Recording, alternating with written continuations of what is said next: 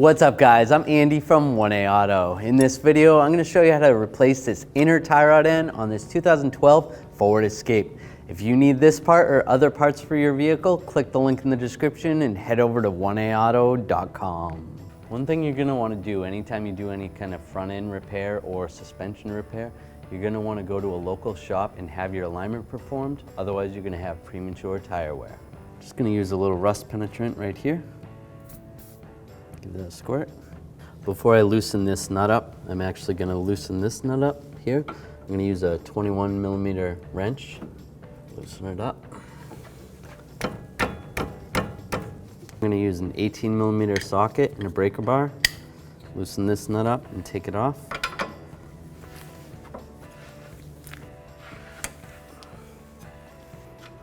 All right, take that nut off. I'm going to take a hammer, and because of the way the threads are on this, I'm not going to damage the threads. So I'm just going to hammer on the tie rod end, up. When I unscrew this tie rod, the outer tie rod, I'm going to count how many times. So 1, 2, 3, and on until I get it off. 22, 23, 24. So 24. So I'm going to write that down, 24. Just going to remember that.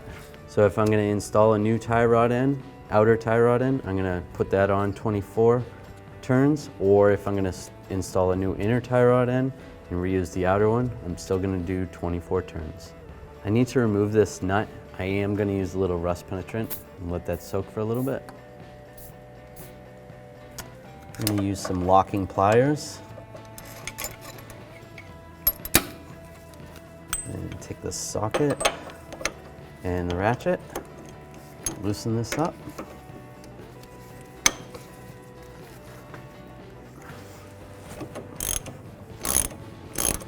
Take those pliers off.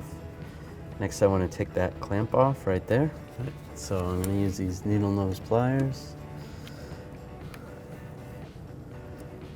Slide this over here and slide it off. Next, on the passenger side only, there's this little shield right here that's in the way. So I'm just going to take a trim tool. There's some little trim clips that hold it in. I'm just going to get underneath it. Just pry it out. These might break. You might have to replace the clips. This is just to keep the exhaust, the heat of the exhaust away from the boot on the rack. Just like that. We could actually just fold it out of our way like that. You just got to remember to put it back. So from underneath the vehicle, that shield would have been in our way if that shield was still there. So with that out of the way, we can use a pick tool. We want to loosen up this clamp right here, the clamp. So I'll just use this, try to pry in here. We want to loosen up that clamp. If you can do it without breaking it, then you can try to reuse it. A lot of times it's a good idea to replace it. There we go. All right, once you loosen this up a little bit, you might be able to grab the boot and just slide it off. Sometimes. All right, just twist it back and forth. All right, there we go. Get that off.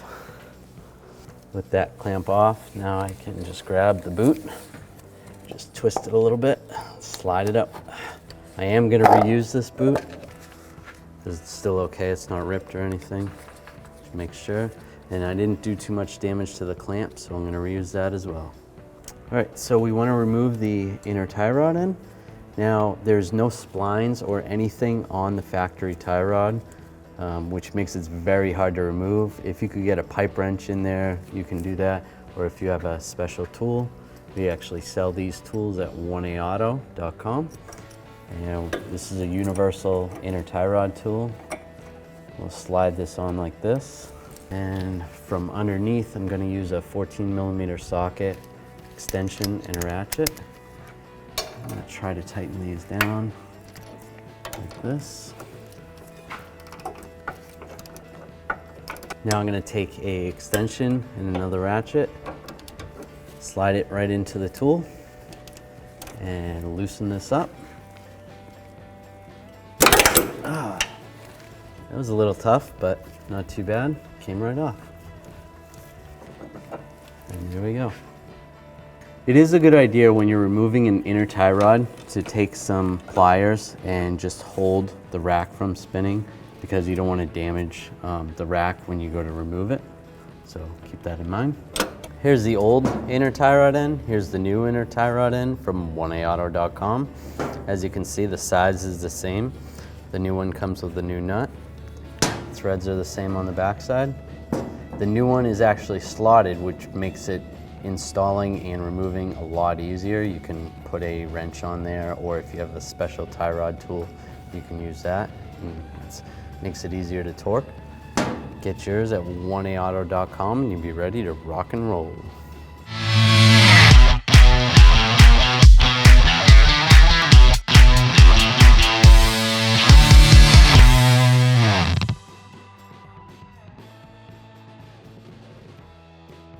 So when we go to install this inner tie rod end, I'm just going to put a little thread locker on it.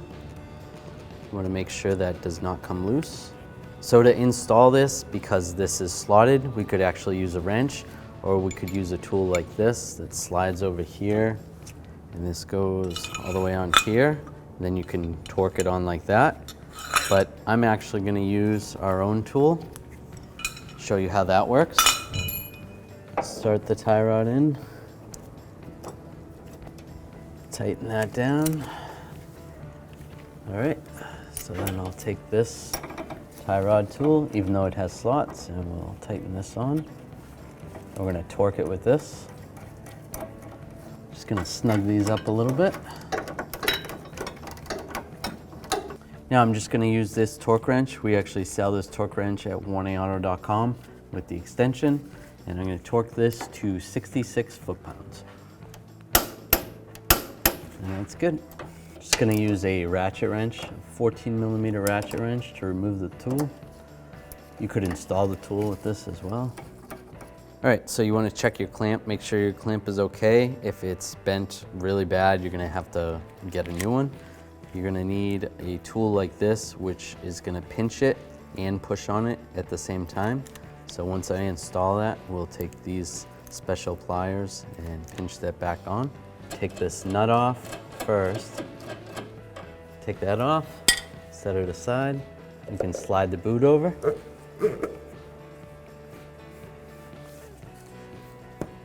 All right, so this is gonna go in a little groove right there, so you know that's locked in.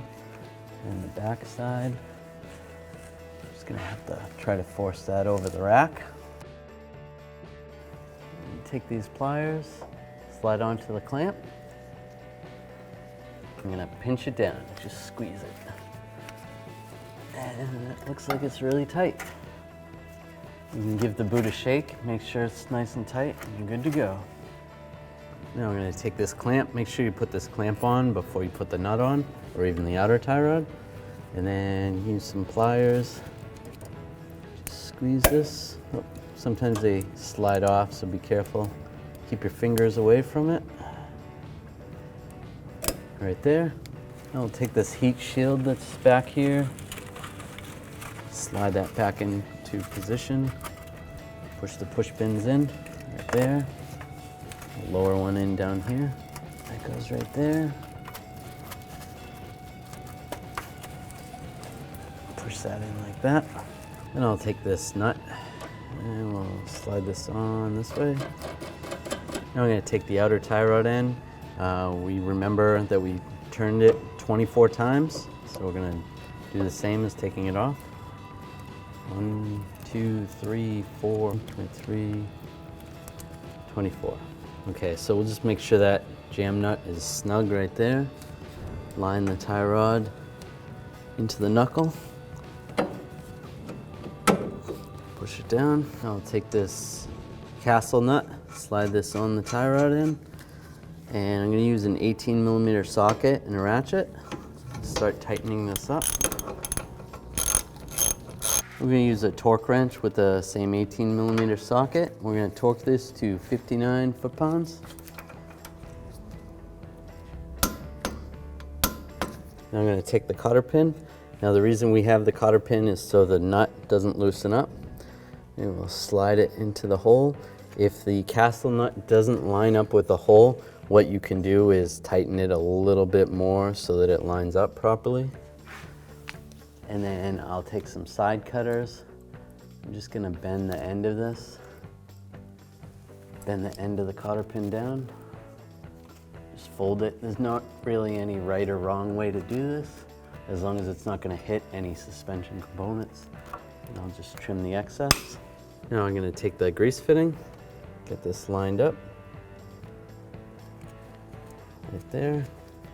Just take a 7mm wrench, or you could use a socket and a ratchet, and just snug it up, not too tight. All right, now I'm just gonna use a grease gun and grease this.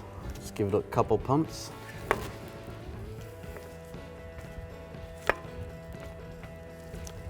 I normally watch the boot and see when it inflates a little bit, and that's when I stop. And that looks pretty good. Just 2 or 3 pumps. Slide it off. I am gonna tighten this jam nut up using a 21mm wrench. The torque spec on this jam nut is 46 foot-pounds. So just do the best you can. At this point, we would put the tire on, put the lug nuts on, lower the vehicle, and torque the wheels. Thanks for watching. If you want the parts to do it yourself, check out oneaauto.com, the place for DIY auto repair.